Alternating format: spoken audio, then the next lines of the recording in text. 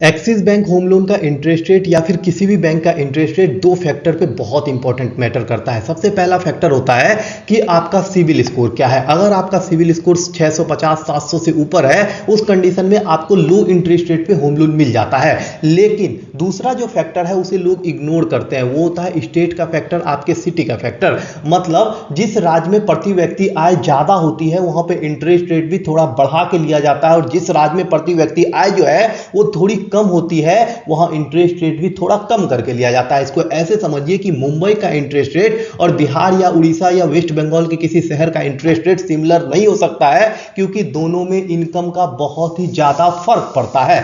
तो आप अपने शहर का नाम जरूर कमेंट कर दीजिएगा, तो मैं एक्यूरेटली बता पाऊंगा कि आपके यहां क्या इंटरेस्ट रेट चल रहा है अभी। दूसरा इंपॉर्टेंट चीज ये समझिए कि ब्याज दर जो एक्सिस बैंक का है वो 8.75% से स्टार्ट हो जाता है और 12.80% तक जाता है। इसमें आपको फिक्स ब्याज दर पे भी इंटरेस्ट रेट मिल जाता है और फ्लोटिंग पे भी मिल जाता है। जिनको कंफ्यूजन है उनको आसान भाषा में समझा दूं, फिक्स मतलब हो गया कि जितना आप शुरू में इंटरेस्ट रेट पे करोगे वही आपको 30 साल तक, मतलब जितने दिन के लिए होम लोन लोगे वो पे करना पड़ेगा। और फ्लेक्सिबल का मतलब हो गया कि आरबीआई घटाएगा बढ़ाएगा उसका असर आपके इंटरेस्ट रेट पर दिखेगा। अगर आरबीआई रेपो रेट कम करता है तो आपका इंटरेस्ट रेट घटेगा, अगर आरबीआई रेपो रेट बढ़ाता है तो आपका इंटरेस्ट रेट बढ़ेगा। ये टोटली आरबीआई पे डिपेंड करेगा। तो आप डिसाइड कर सकते हैं आपको फिक्स पे लेना है या फिर फ्लोटिंग पे लेना है। फिक्स पे लीजिएगा तो 14% तक जो है आपको इंटरेस्ट रेट देना पड़ सकता है, अगर फ्लोटिंग पे लीजिएगा तो 8.75% से लेके 12.80% तक। तो इंटरेस्ट रेट में अंतर देख के आपको समझ में आ गया होगा कि आपको किस चीज में लेना है।